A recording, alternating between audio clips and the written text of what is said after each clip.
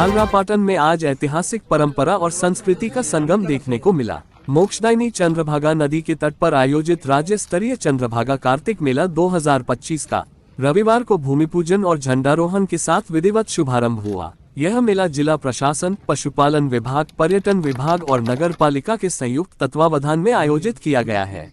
मेले का आयोजन 2 से 9 नवंबर तक किया जाएगा, जिसमें 3 दिवसीय सांस्कृतिक कार्यक्रमों की धूम रहेगी। रविवार सुबह 10 बजे मेला मैदान स्थित रंगमंच पर मुख्य अतिथि मेला मजिस्ट्रेट एवं उपखंड अधिकारी अभिषेक चारण ने फीता काटकर कार्यक्रम का शुभारंभ किया। पंडित राजेंद्र शर्मा ने वैदिक मंत्रोच्चार और हवन के साथ भूमि पूजन संपन्न कराया। इस दौरान पुलिस उपाधीक्षक हर्षराज सिंह खरेरा, पूर्व विधायक निर्मल कुमार सकलेचा, पशुपालन संयुक्त निदेशक डॉक्टर तुकाराम बंसोड़ और सतीश सिंह चारण भी उपस्थित रहे। मुख्य अतिथि ने राष्ट्रगान की धुन पर झंडारोहण कर मेले के शुभारंभ की घोषणा की। उन्होंने कहा कि ऐतिहासिक मेले हमारी संस्कृति की पहचान है, जो न केवल परंपरा को जीवित रखते हैं बल्कि आर्थिक गतिविधियों और सामाजिक मेलजोल का माध्यम भी बनते हैं। उन्होंने लोगों से नीति, धर्म, अनुशासन और नैतिकता का पालन करने की अपील की। साथ ही चंद्रभागा नदी को प्रदूषण से बचाने की भी सलाह दी।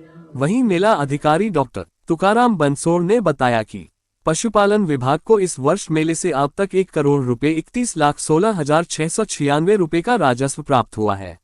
इसमें नगरपालिका का 13.17 लाख रुपए शामिल है, जो अब तक की सर्वाधिक आय है। उन्होंने बताया कि मेले में पेयजल, प्रकाश, चिकित्सा, सुरक्षा सहित सभी मूलभूत सुविधाएं उपलब्ध कराई गई हैं। सेवानिवृत्त मुख्य पशुधन विस्तार अधिकारी के सी गंभीर ने बताया कि मेले में विभिन्न नस्लों के पशुओं की आवक शुरू हो चुकी है। साथ ही दुकानें और मनोरंजन साधन भी सजने लगे हैं।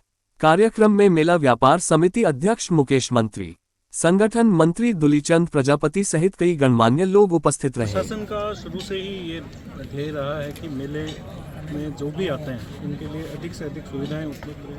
व्यापारीगण के लिए मेले में यहाँ पे जो रोज़मर्रा की उनकी आवश्यकता होती है, क्योंकि पशुपालक भी आते हैं इसमें, वो सारी टाइमली हम अवेलेबल कराएं। किसी प्रकार की इनकी कोई कंप्लेंट नहीं रहे, और अगर कोई इनकी आवश्यकता हो तो उसकी हमें सूचना, जैसे जो हमने मेला का कंट्रोल रूम नंबर है उस पर सूचना प्राप्त होते ही हम लोग वो सुविधा उनको उपलब्ध करवा सकें। मेला लंबे समय तक चलता है। पहले पशुपालन पर्यटन विभाग को कार्यक्रम होता है, बाद में नगर पालिका। तो किस तरह से सुरक्षा रहेगी, किस तरह की कार्यक्रम होंगे यहाँ? हमने पिछले वर्ष इसमें काफ़ी तब्दीलियाँ की थी। इसमें मेले का शुरुआत हम पशुपालन विभाग के विभिन्न कार्यक्रमों से और टूरिज़्म डिपार्टमेंट के विभिन्न कार्यक्रम से करते हैं। फिर जब पशुपालन विभाग का मूल 7 या 9 दिन का जो मेला होता है वो समाप्त होने के पश्चात यहाँ नगर पालिका इसकी सारी व्यवस्थाओं के लिए जिम्मेदार होती है। पूर्व में नगर पालिका को किसी प्रकार से राशि प्राप्त नहीं होती थी, वो हमने लास्ट ईयर अरेंज कर दी थी कि इनको मेले की व्यवस्थाएं करने के लिए अगर अतिरिक्त धनराशि की ज़रूरत हो तो धनराशि इनको मिल जाए समय रहते। और चूँकि अब सारी जो व्यवस्थाएं करने के लिए आवश्यक जो साजो सामान चाहिए होता है नगर पालिका को, वो हमारे द्वारा इनको अवेलेबल करवा दिया गया है व्यापारियों के माध्यम से। तो बहुत अच्छी व्यवस्थाएँ रहेगी। सफाई हम टॉप प्रायोरिटी पर रखना चाहते हैं, और हमारा और भी दूसरा लक्ष्य ये रहेगा कि जो आगंतुक मेले में शॉपिंग करने के लिए आते हैं, जो लोग आते हैं, उनको भी सुरक्षित यहाँ पे महसूस हो। इसलिए हमारा इस बार ये रहेगा कि व्हीकल्स हम लोग अंदर नहीं आने देंगे। शुरुआती 7-8 दिन जब तक ये व्यापारी अपना सारा माल यहाँ सेट कर देंगे तब तक वाहन आएंगे अंदर, उसके बाद में वाहनों का प्रवेश निषेध रहेगा। सर, व्यापारियों की सुरक्षा की व्यवस्था क्या रहेगी? व्यापारियों के लिए हमने इस बार स्पेशली होमगार्ड्स मंगाए। 45 होमगार्ड्स हमारे पशुपालन विभाग के खर्च से यहाँ उपस्थित रहेंगे, और उनकी जिम्मेदारी 3 डायमेंशनल रहेगी कि फर्स्ट टॉप प्रायोरिटी ये रहेगी कि जो भी मेले में आमजन आ रहे हैं उनकी सुरक्षा की माकूल व्यवस्था रहे।